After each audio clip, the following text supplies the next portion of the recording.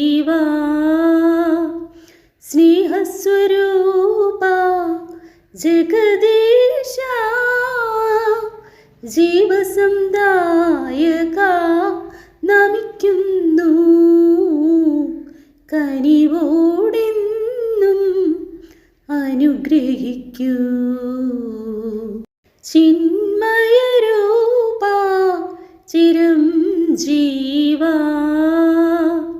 സ്നേഹസ്വരൂപ ജഗദീശ ജീവസംദായക നമിക്കുന്നു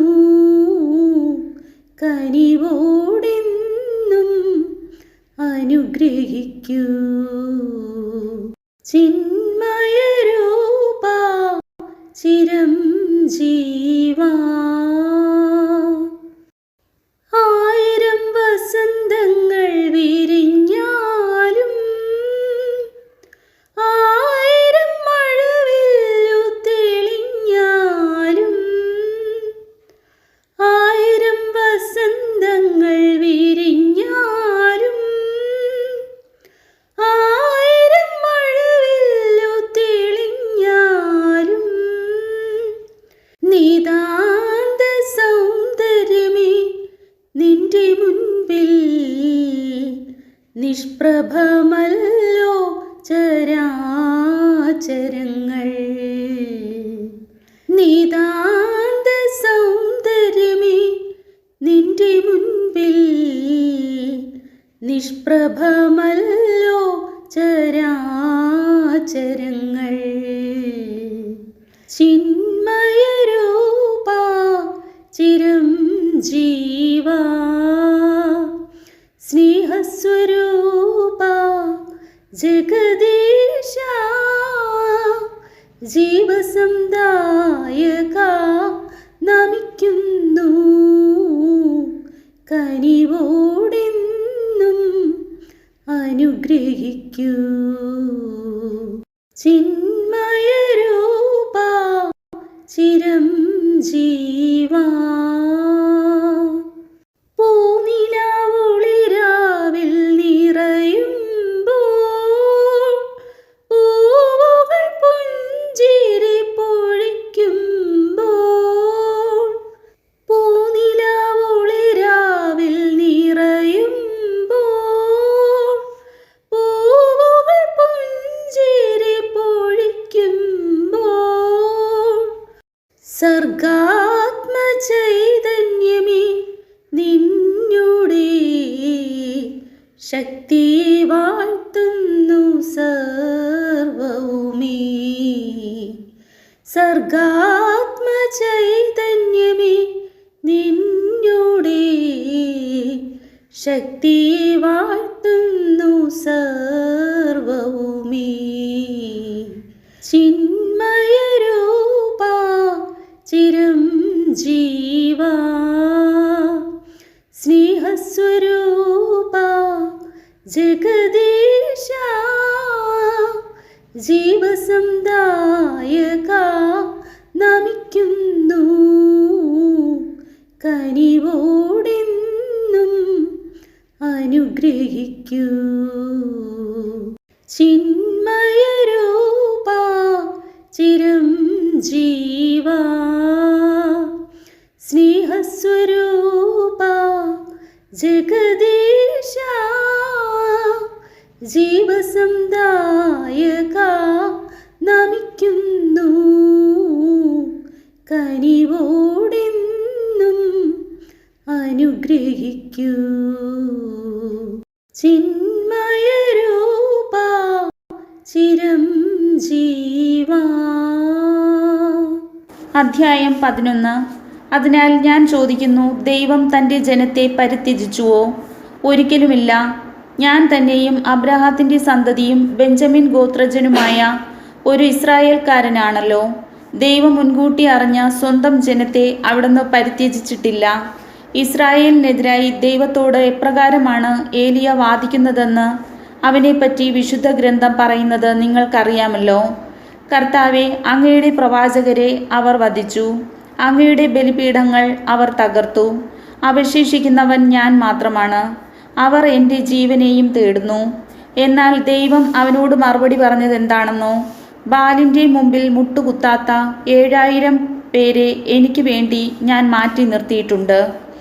അപ്രകാരം തന്നെ കൃപയാൽ തിരഞ്ഞെടുക്കപ്പെട്ട ഒരു അവശിഷ്ട ഭാഗം ഇക്കാലഘട്ടത്തിലുമുണ്ട്. അത് കൃപയാലാണെങ്കിൽ പ്രവൃത്തികളിൽ അധിഷ്ഠിതമല്ല. കൃപയാലല്ലെങ്കിൽ കൃപ ഒരിക്കലും കൃപ ആയിരിക്കുകയില്ല. അതുകൊണ്ടെന്ത്? ഇസ്രായേൽ അന്വേഷിച്ചത് അവർക്ക് ലഭിച്ചില്ല, തിരഞ്ഞെടുക്കപ്പെട്ടവർക്ക് അത് ലഭിച്ചു. മറ്റുള്ളവരുടെ ഹൃദയം കഠിനമായിപ്പോയി. ഇങ്ങനെ എഴുതപ്പെട്ടിരിക്കുന്നു: ദൈവം അവർക്ക് നിദ്രാലസമായ ആത്മാവും കാഴ്ചയില്ലാത്ത കണ്ണുകളും കേൾവിയില്ലാത്ത ചെവികളുമാണ് ഇന്നേ വരെ നൽകിയത്. അതുപോലെ തന്നെ ദാവീദ് പറയുന്നു: അവരുടെ വിരുന്ന് അവർക്ക് കെണിയും കുരുക്കും ഇടർച്ചയും പ്രതികാരവുമായി തീരട്ടെ. അവരുടെ കണ്ണുകൾ കാഴ്ച നശിച്ച് ഇരുണ്ടുപോകട്ടെ. അവരുടെ നട്ടെല്ല് എപ്പോഴും വളഞ്ഞിരിക്കട്ടെ. വിജാതീയർ പ്രാപിച്ച രക്ഷ. ആകയാൽ ഞാൻ ചോദിക്കുന്നു, അവർക്ക് കാലിടറിയത് വീഴുവാനായിരുന്നുവോ? ഒരിക്കലുമല്ല. ഇസ്രായേൽക്കാരുടെ പാപം നിമിത്തം വിജാതീയർക്ക് രക്ഷ ലഭിച്ചു. തന്മൂലം അവർക്ക് വിജാതീയരോട് അസൂയ ഉളവായി. അവരുടെ പാപം ലോകത്തിൻ്റെ നേട്ടവും അവരുടെ പരാജയം വിജാതീയരുടെ നേട്ടവും ആയിരുന്നെങ്കിൽ അവരുടെ പരിപൂർണത എന്തൊരു നേട്ടമാകുമായിരുന്നു. വിജാതീയരായ നിങ്ങളോട് ഞാൻ പറയുകയാണ്, വിജാതീയരുടെ അപ്പസ്തോലൻ എന്ന നിലയ്ക്ക് എൻ്റെ ശുശ്രൂഷയെ ഞാൻ പ്രശംസിക്കുന്നു. അതുവഴി എൻ്റെ കൂട്ടരായ യഹൂദരെ അസൂയാകുലരാക്കാനും അങ്ങനെ അവരിൽ കുറേ പേരെയെങ്കിലും രക്ഷിക്കാനും എനിക്ക് ഇടയാകുമല്ലോ. എന്തുകൊണ്ടെന്നാൽ അവരുടെ തിരസ്കാരം ലോകത്തിൻ്റെ അനുരഞ്ജനമായെങ്കിൽ അവരുടെ സ്വീകാരം മൃതരിൽ നിന്നുള്ള ജീവനല്ലാതെ മറ്റെന്തായിരിക്കും? ധാന്യമാവിൽ നിന്ന് ആദ്യഫലമായി സമർപ്പിക്കപ്പെട്ടത് പരിശുദ്ധമെങ്കിൽ അത് മുഴുവൻ പരിശുദ്ധമാണ്. വേര് പരിശുദ്ധമെങ്കിൽ ശാഖകളും അങ്ങനെ തന്നെ. ഒലിവ് മരത്തിൻ്റെ ശാഖകളിൽ ചിലത് മുറിച്ചു കളഞ്ഞിട്ട് കാട്ടൊലിവിൻ്റെ മുളയായ നിന്നെ അവിടെ ഒട്ടിക്കുകയും വേരിൽ നിന്ന് വരുന്ന ജീവരസം നീ പങ്കുപറ്റുകയും ചെയ്യുന്നെങ്കിൽ നീ ആ ശാഖകളേക്കാൾ വലിയവനാണ് എന്ന് അഭിമാനിക്കരുത്. അഭിമാനിക്കുന്നെങ്കിൽ നീ വേരിനെ താങ്ങുകയല്ല, വേര് നിന്നെ താങ്ങുകയാണ് എന്ന് ഓർത്തുകൊള്ളുക. എന്നെ ഒട്ടിച്ചു ചേർക്കേണ്ടതിനാണ് ശാഖകൾ മുറിക്കപ്പെട്ടത് എന്ന് നീ പറഞ്ഞേക്കാം. അത് ശരി തന്നെ. അവരുടെ അവിശ്വാസം നിമിത്തം അവർ വിച്ഛേദിക്കപ്പെട്ടു. എന്നാൽ നീ വിശ്വാസം വഴി ഉറച്ചു നിൽക്കുന്നു. ആകയാൽ അഹങ്കാരം വെടിഞ്ഞ് ഭയത്തോടെ വർത്തിക്കുക. എന്തെന്നാൽ സ്വാഭാവിക ശാഖകളോട് ദൈവം ദാക്ഷിണ്യം കാണിക്കാത്ത നിലയ്ക്ക് നിന്നോടും കാണിക്കുകയില്ല. അതുകൊണ്ട് ദൈവത്തിൻ്റെ കാഠിന്യവും നിന്റെ ശ്രദ്ധയിലിരിക്കട്ടെ. വീണവനോട് കാഠിന്യവും ദൈവത്തിൻ്റെ കൃപയിൽ നിലനിന്നാൽ നിന്നോട് കാരുണ്യവും അവിടുന്ന് കാണിക്കും. അല്ലെങ്കിൽ നീയും മുറിച്ചു നീക്കപ്പെടും. തങ്ങളുടെ അവിശ്വാസത്തിൽ തുടരാത്ത പക്ഷം അവരും ഒട്ടിച്ചു ചേർക്കപ്പെടും. അവരെ വീണ്ടും ഒട്ടിച്ചു ചേർക്കാൻ ദൈവത്തിന് കഴിയും.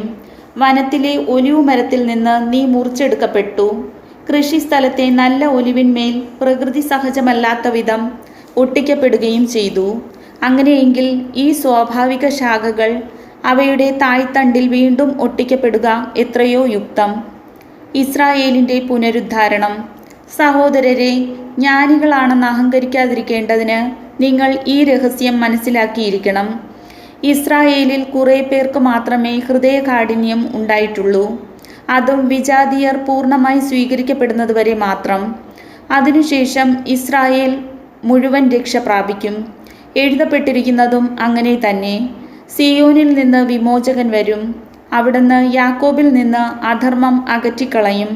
ഞാൻ അവരുടെ പാപങ്ങൾ ഉന്മൂലനം ചെയ്യുമ്പോൾ ഇത് അവരുമായുള്ള എൻ്റെ ഉടമ്പടിയായിരിക്കും.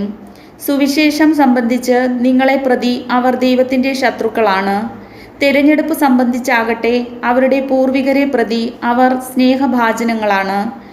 എന്തെന്നാൽ ദൈവത്തിൻ്റെ ദാനങ്ങളും വിളിയും പിൻവലിക്കപ്പെടാവുന്നതല്ല. ഒരിക്കൽ നിങ്ങൾ ദൈവത്തെ അനുസരിക്കാത്തവരായിരുന്നു. എന്നാൽ അവരുടെ അനുസരണക്കേട് നിമിത്തം നിങ്ങൾക്ക് കൃപ ലഭിച്ചു. അതുപോലെ തന്നെ നിങ്ങൾക്ക് ലഭിച്ച കൃപ നിമിത്തം അവർക്കും കൃപ ലഭിക്കേണ്ടതിന് ഇപ്പോൾ അവർ അനുസരണമില്ലാത്തവരായിരിക്കുന്നു. എന്തെന്നാൽ എല്ലാവരോടും കൃപ കാണിക്കാൻ വേണ്ടി ദൈവം എല്ലാവരെയും അനുസരണമില്ലാത്തവരാക്കി. ഹാ, ദൈവത്തിൻ്റെ സമ്പത്തിൻ്റെയും ജ്ഞാനത്തിൻ്റെയും അറിവിൻ്റെയും ആഴം! അവിടുത്തെ വിധികൾ എത്ര ദുർജ്ഞേയം! അവിടുത്തെ മാർഗങ്ങൾ എത്ര ദുർഗ്രഹം! എന്തെന്നാൽ ദൈവത്തിൻ്റെ മനസ്സറിഞ്ഞതാര്? അവിടത്തേക്ക് ഉപദേഷ്ടാവായതാര്? തിരിച്ചു കിട്ടാനായി അവിടത്തേക്ക് ദാനം കൊടുത്തവനാര്? എന്തെന്നാൽ എല്ലാം അവിടുന്നിൽ നിന്ന്, അവിടുന്ന് വഴി, അവിടുന്നിലേക്ക്, അവിടത്തേക്ക് എന്നേക്കും മഹത്വമുണ്ടായിരിക്കട്ടെ. ആമേൻ. കർത്താവിൻ്റെ വചനം.